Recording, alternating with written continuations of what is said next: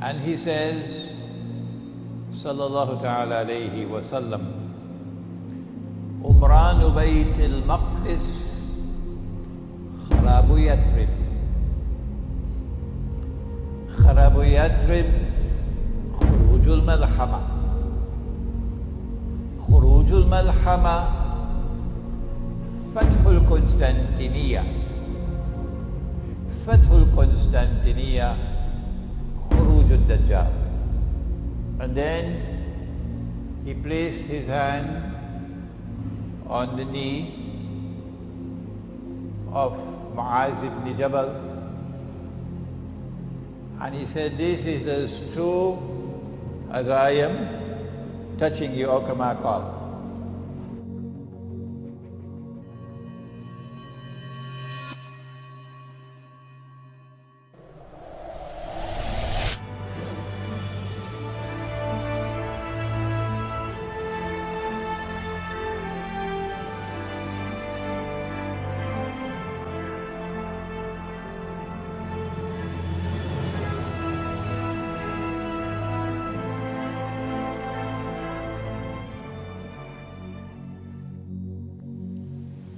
I have something to share with you tonight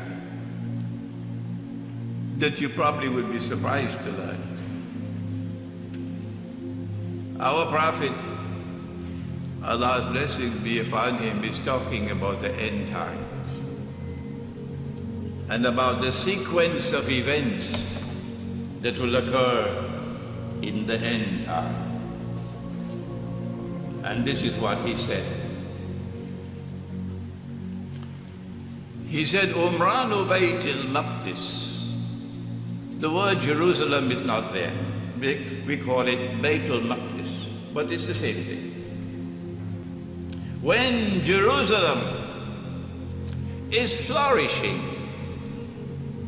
is center stage, is built up using the analogy of construction, built up, flourishing, center stage. At that time, he said, look to see Yathrib, Kharabu Yathrib. That Yathrib would be destroyed using the terminology of construction, meaning in a state of forlorn desolation, with no role whatsoever to play in the world. Yathrib, of course, is that city to the north of Mecca, which today is popularly known as MEDINA. Mecca is the most important city in the world for a Muslim, for an Arab. So why should he refer to Yathrib and not to Mecca? When Jerusalem is flourishing, center stage in the world, Yathrib will have no status whatsoever. Answer? Because Mecca also will have a status less than Yathrib. So in the end time, Mecca has no role to play for a Muslim. In the end time, Yathrib or Medina has no role to play for a Muslim. In the end time, it is Jerusalem which is the most important city of all. And then he went on to say, and I hope these words of mine reach to Turkey. Can you take it please to them? Kharabu Yathrib, Khurujul Malhama. Malhama, you know it. You call it Armageddon. Armageddon. The Great War. He called it a war in which 99% of those who fight would be killed. 99 out of every 100 would be killed. You call it Armageddon. We call it the Malhama. And that Malhama has not as yet taken place. Perhaps you might want to tell that to Turkey for me. The Armageddon has not as yet taken place. He said, Khurujul Malhama,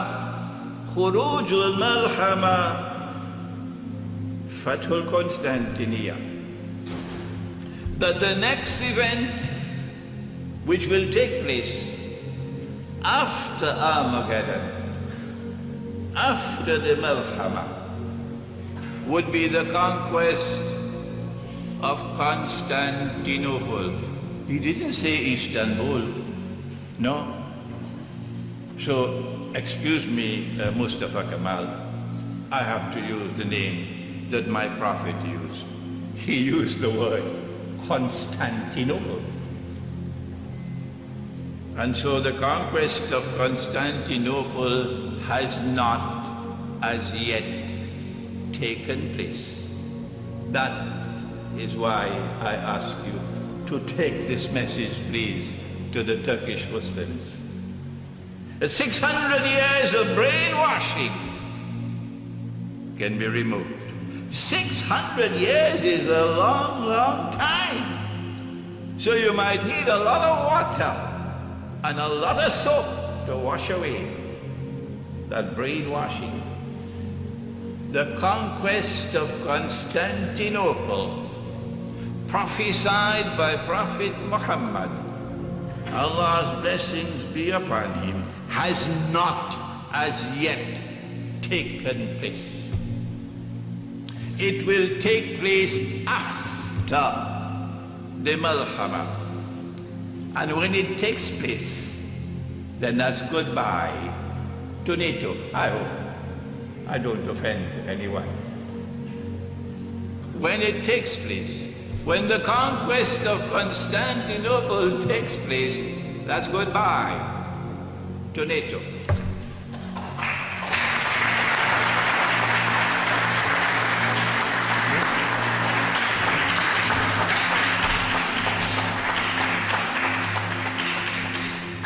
And then he said, Fathul Constantinia, Khuruj al-Dajjal, that the Antichrist will emerge, if you will excuse the term, in person after the conquest of Constantinople.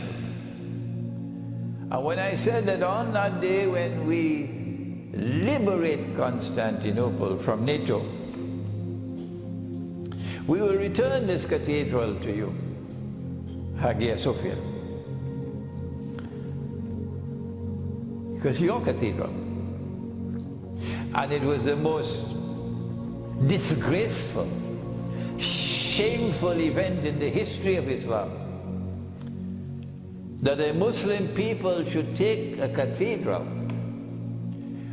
the foremost cathedral of Orthodox Christianity, the heart of the Orthodox Christian world, and disgracefully and shamefully and manifestly sinfully transform it into a masjid. And I'm waiting for the day when someone will challenge me. Ah yes, I'm waiting for that day. Transform it into a masjid, to the eternal disgrace of this ummah. We'll return it to you, and we'll offer an apology for 500 years that it was a masjid. And then Mustafa Kamal transformed it into a museum. And in addition to that, on that day we will restore the name to the city. The name of the city was Constantinople, and we will restore it to the name Constantinople. Why? Because there's something called the Sunnah. If Nabi Muhammad alayhi salatu wasalam referred to that city as Constantinople, Mustafa Kamal, you cannot stop me. Try, you will not stop me. I have the right to refer to it as Constantinople, because my prophet referred to it as Constantinople. And so now, the schoolboy should have known that the most important city in the world for a Christian in the end time is Jerusalem. The most important city in the world for a Jew in the end time is Jerusalem. The most important city in the world for a Muslim in the end time is Jerusalem.